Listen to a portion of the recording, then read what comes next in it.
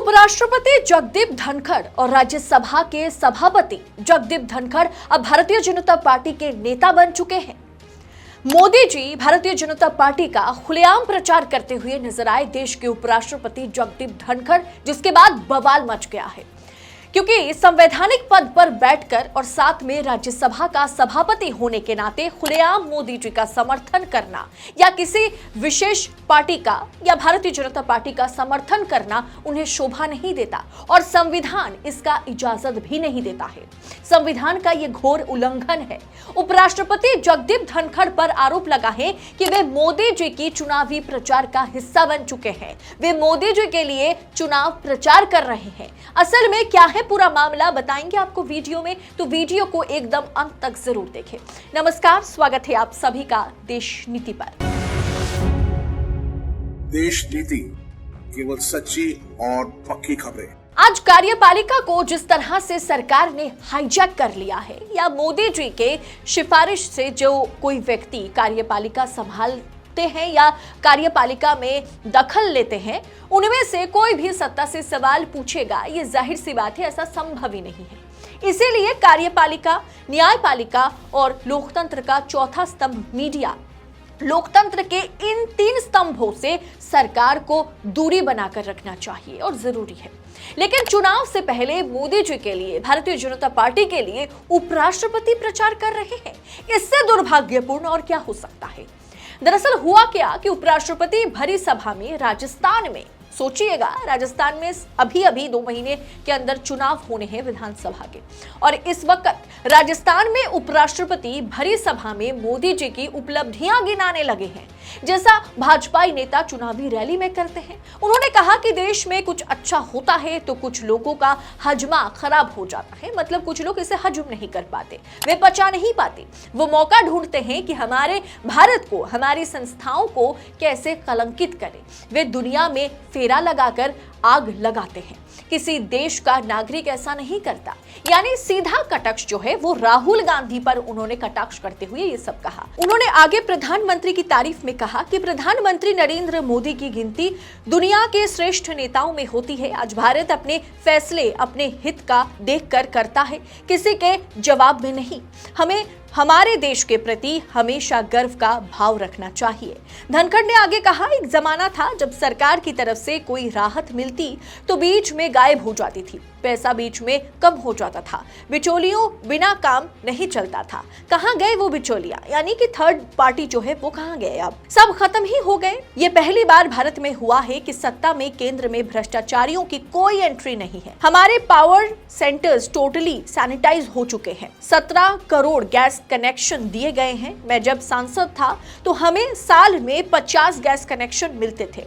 हम सोचते थे हमारे हाथ में बहुत बड़ी ताकत है। उन्होंने जिस तरह से सभा में ये बात कही, सुनकर लग रहा था कि भाजपा का कोई नेता या कोई मंत्री होगा जो इस तरह का भाषण दे रहा होगा। लेकिन ये भाषण उपराष्ट्रपति और राज्यसभा का जो सभापति है जगदीप धनखड़ का है। ये समझ से परे है और चौंकाने वाला है कि कैसे कोई संवैधानिक पद पर बैठकर इस तरह से प्रधानमंत्री या किसी विशेष पार्टी या सरकार की तारीफ में जुट सकते हैं। क्या जगदीप धनखड़ जिस पद पर बैठे हैं वहां बैठकर क्या वो इस तरह की बातें कर सकते हैं? संविधान के आर्टिकल 63 के तहत जगदीप धनखड़ देश के उपराष्ट्रपति है और संविधान के आर्टिकल 64 के तहत वो काउंसिल ऑफ स्टेट है, यानी राज्यसभा के सभापति है।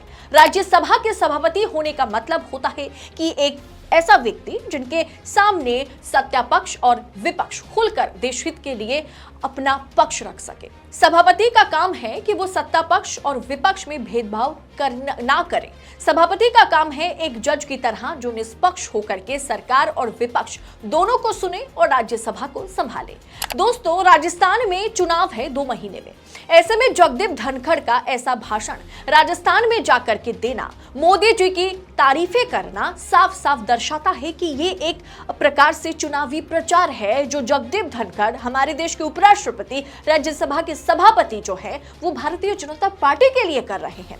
इस पर पत्रकार अजित अंजुम ने उपराष्ट्रपति से सवाल पूछा, क्या उपराष्ट्रपति का बार बार राजस्थान जाना और राजनीतिक भाषण देना आपको इतना सहज लगता है? पीएम मोदी की तारीफों की पूल बांधना, विपक्ष को निशाना बनाना, ये उपराष्ट्रपति के भाषणों का हिस्सा हो सकता है क्या? संवैधानिक पद पर रहते हुए ऐसे भाषणों को सही कैसे ठहराया जा सकता है? भास्कर में ही उनके भाषण के हिस्से छपे हैं। पद की कोई मर्यादा होती है। वो बीजेपी सरकार के मंत्री या बीजेपी नेता नहीं है। दोस्तों याद रखिएगा कि उपराष्ट्रपति जहां भी दौरा करते हैं उस दौरे का खर्चा भाजपा स्पॉन्सर नहीं करती, कोई भी पार्टी स्पॉन्सर नहीं करती। वो पैसा हमारी जेब से लिया जाता है, आपके जेब से लिया जाता है। ये टैक्स पेयर का पैसा है। हमारे पैसों से जब उपराष्ट्रपति या राज्यसभा के सभापति किसी राज्य का दौरा करते हैं और वहां जाकर के मोदी जी पर भाषण देते हैं, मोदी जी की उपलब्धियां गिनाते हैं, चुनावी प्रचार करते हैं, बीजेपी सरकार की तारीफें करते हैं, चुनाव से ठीक पहले एक तरह से चुनावी प्रचार करते हुए पाए जाते हैं, तो भाजपा के लिए ऐसे में उन पर यानी राष्ट्रपति उपराष्ट्रपति जगदीप धनखड़ पर सवाल उठेगा ही, और सवाल उठना लाजमी है। आपको क्या लगता है? लेकिन हाँ, दुख की बात यह है कि मीडिया, गोदी मीडिया, जो टीवी पर रोज शाम को नफरत फैलाने में सबसे ज्यादा माहिर है, वो मीडिया इन तमाम मुद्दों पर कभी भी सत्ता पक्ष से, कभी भी उपराष्ट्रपति से सवाल नहीं करेगी। लेकिन देश नीति पूछेगा सवाल सत्ता से। हम लगातार आप तक सच्ची खबरें पहुंचाने का काम करते हैं, हम सत्ता से सवाल पूछने का काम करते हैं। ऐसे में आप हमें बताएं कि आपको लगता है कि उपराष्ट्रपति ने जिस तरह की तारीफों की पुल बांध लिया है एक तरह से राजस्थान में जाकर के, जहां सामने चुनाव है, क्या यह चुनावी प्रचार नहीं है बीजेपी के लिए? क्या यह मोदी जी के लिए चुनावी प्रचार नहीं है? आप अपनी राय क्या सोच रखते हैं, आप इस पर कमेंट कर जरूर शेयर करें। बाकी आजाद मीडिया को आजाद रखने में हमारी मदद करें। चैनल को सब्सक्राइब करने के साथ साथ वीडियो के पसंद आने पर वीडियो को लाइक जरूर करें। बहुत बहुत शुक्रिया। जय हिंद, जय भारत। आपका एक सब्सक्राइब हमारे लिए महत्वपूर्ण है। देश नीति को अभी सब्सक्राइब करें और बेल आइकन को दबाना ना भूलें।